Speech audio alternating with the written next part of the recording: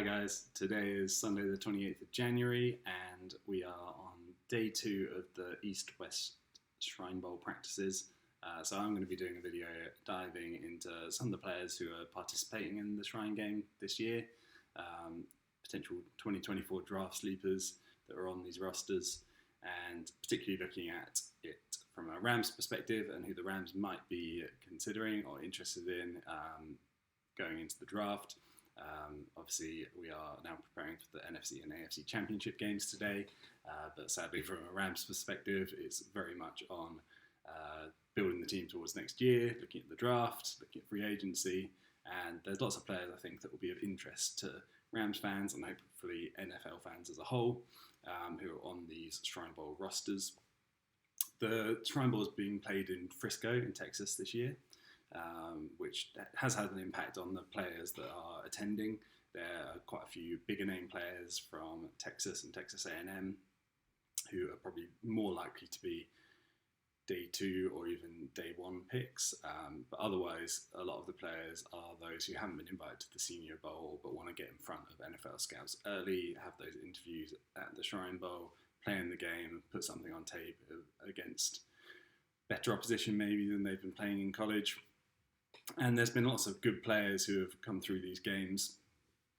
Last year, the Rams were very busy at the Shrine Bowl, I suspect, because a lot of those players became Rams players. The big name was Kobe Turner. He played at this game. But also Ethan Evans, Trey Tomlinson, Deshaun Johnson, and O'Shawn Mathis, all Rams draft picks who were in attendance at the Shrine Bowl, as well as players like Taron Vincent and Jaden Woodby, who were later picked up in undrafted free agency. First position I want to turn to is the running backs. As I said previously, a lot of the players on the Shrine Bowl roster are likely to be day 3 picks. It's a lot of players who aren't big names, come from smaller schools, a few more question marks, haven't made the Senior Bowl roster. And so you're really looking at players who might be available in the 4th, 5th, 6th, 7th rounds.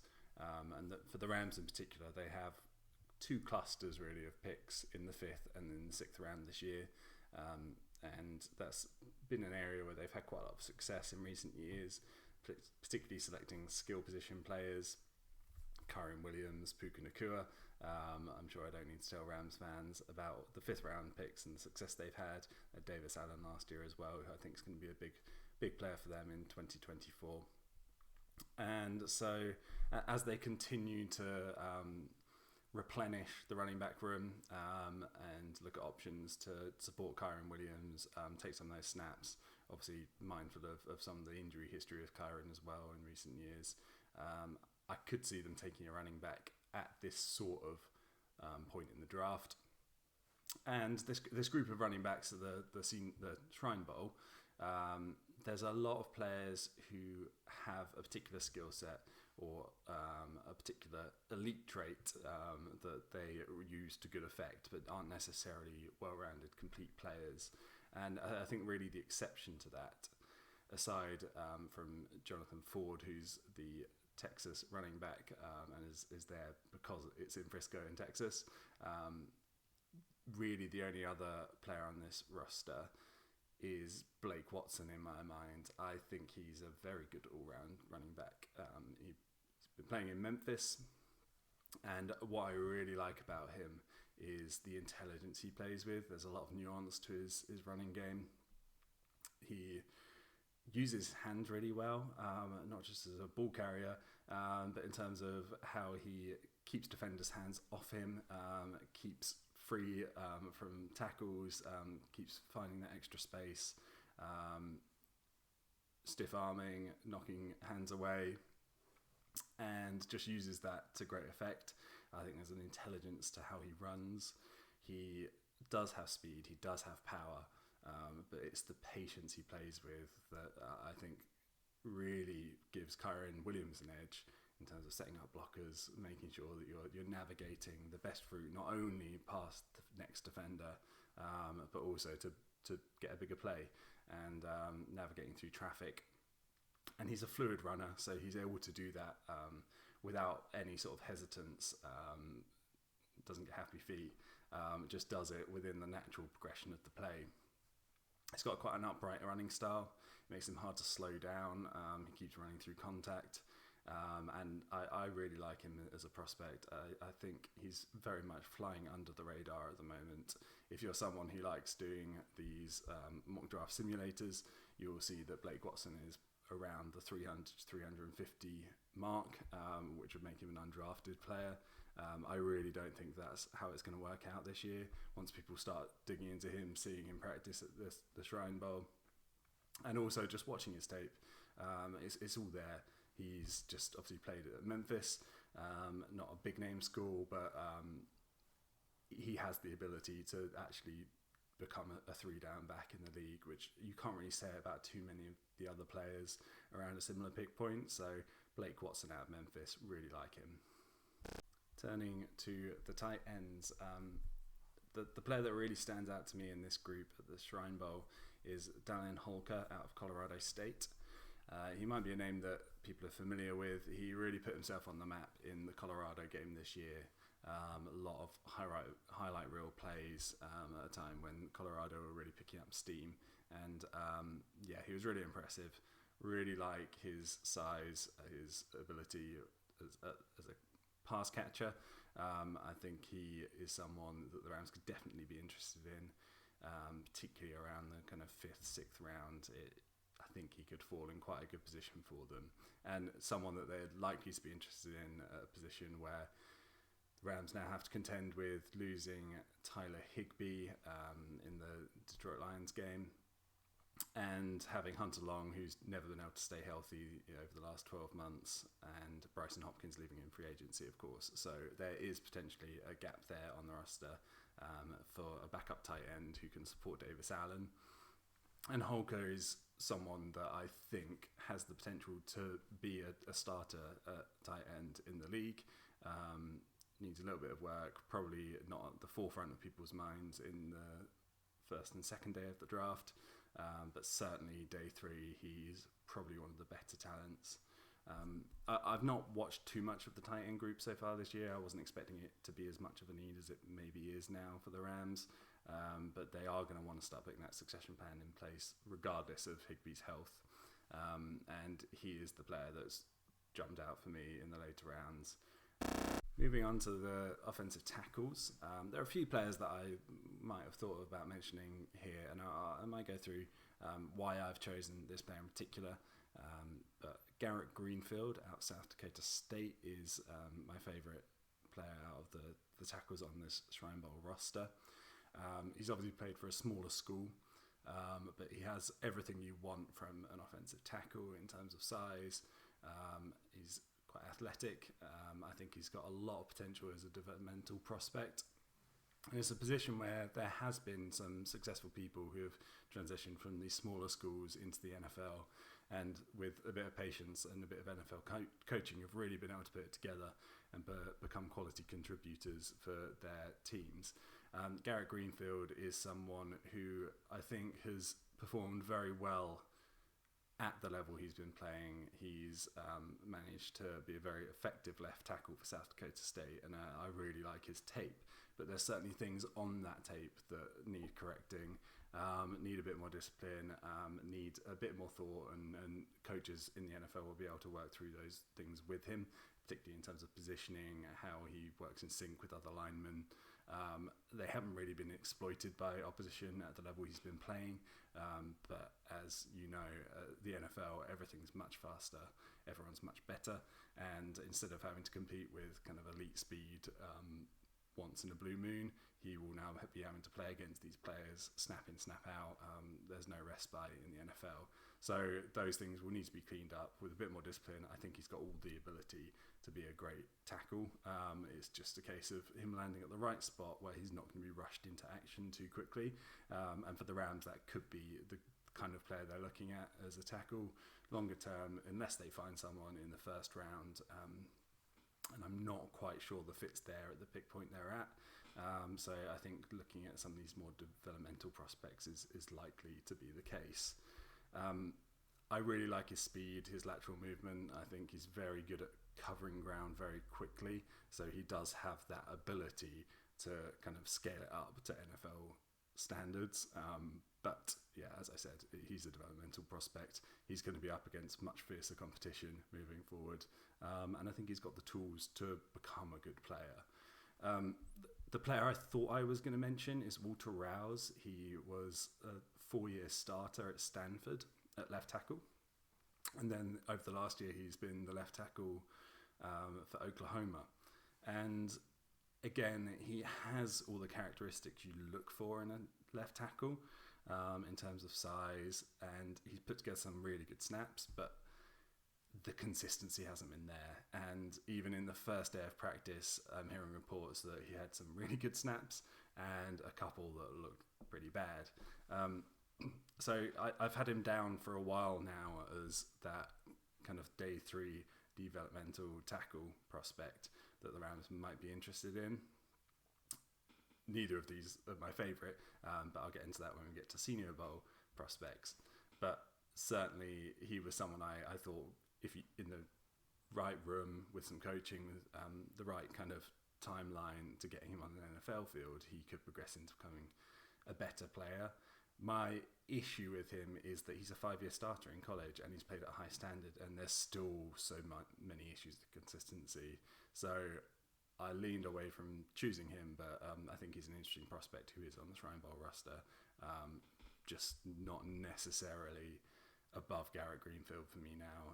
The more thought I've put into it, the more I've looked at both of them. I think Garrett Greenfield has the higher ceiling and is more likely to transition into an NFL caliber starter.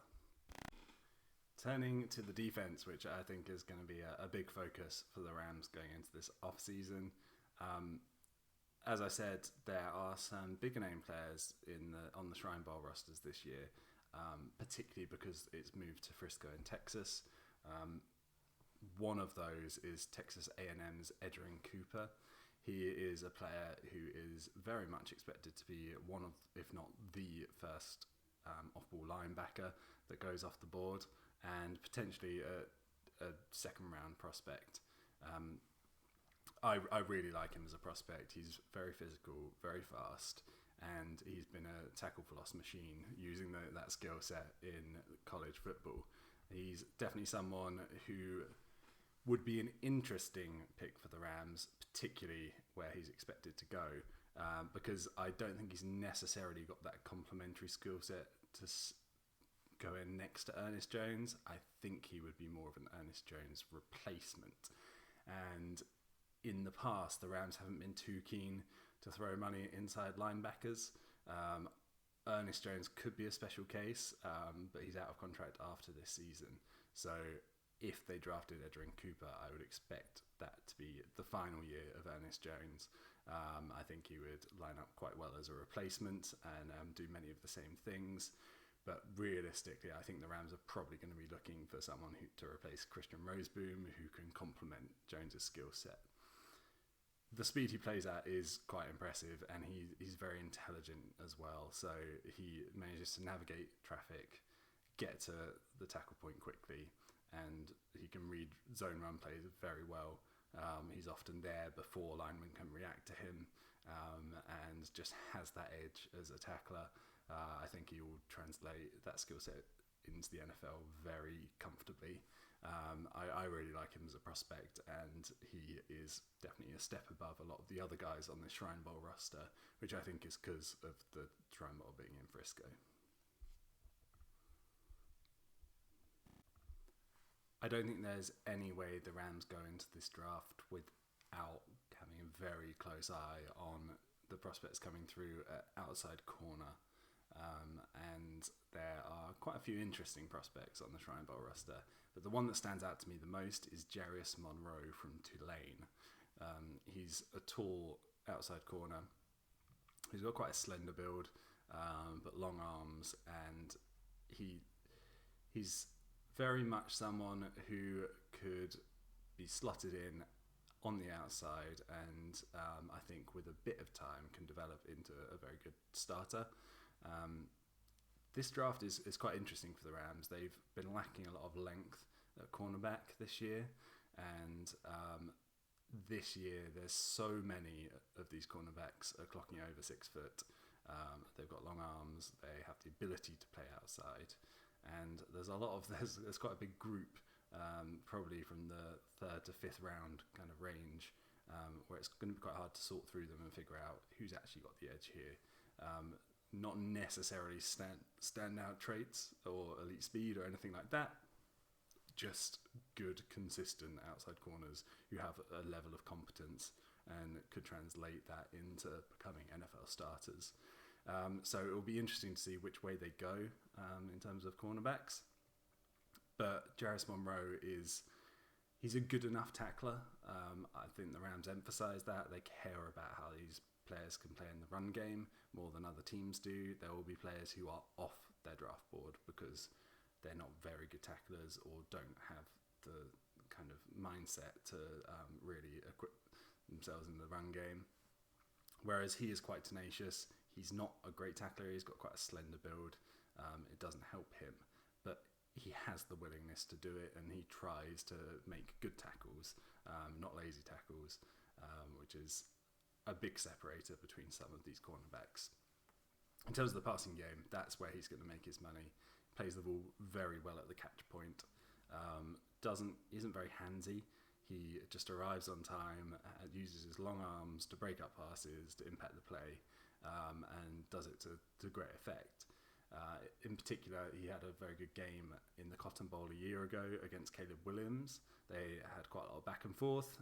He got an interception in that game, and he showed that he has the ability to play these higher level quarterbacks and be someone who really impacts the game. So Jarvis Monroe out of Tulane is my favourite out of the group, and I think it'll be interesting to see if the Rams pay close attention to him.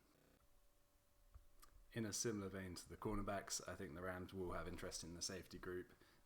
The whole back end of their defense needs some work. There's a few of those depth players are going out of contract, and we know the Rams don't like to pay safeties, so it's even possible that Jordan Fuller moves on to new pastures and they start looking for ready to go starters at safety in the draft this year. So the player that stood out to me was Taylor-Demerson out of Texas Tech.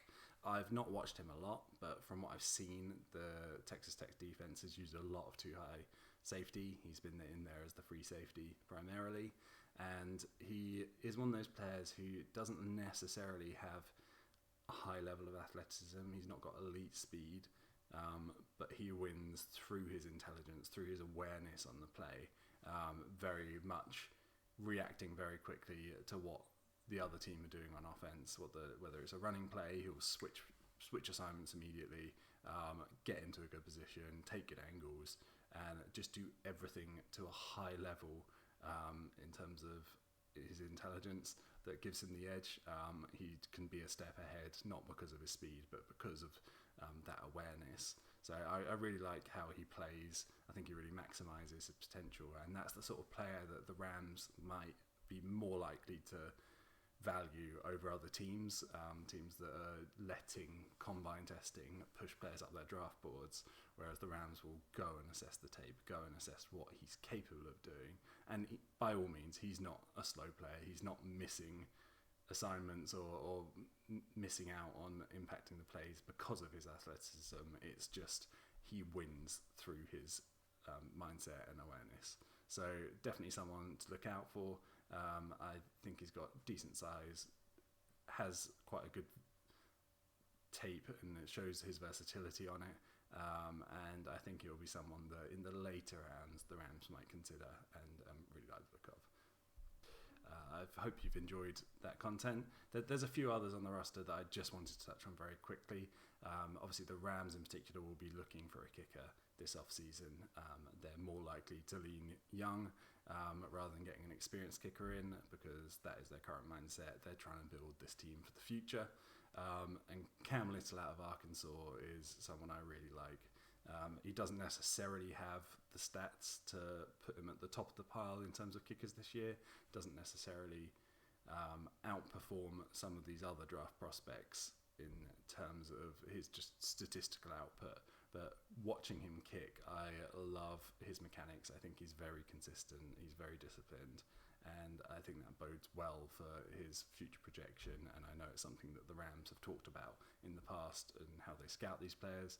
Hasn't necessarily worked out for them in recent years, but certainly he's someone to keep an eye on.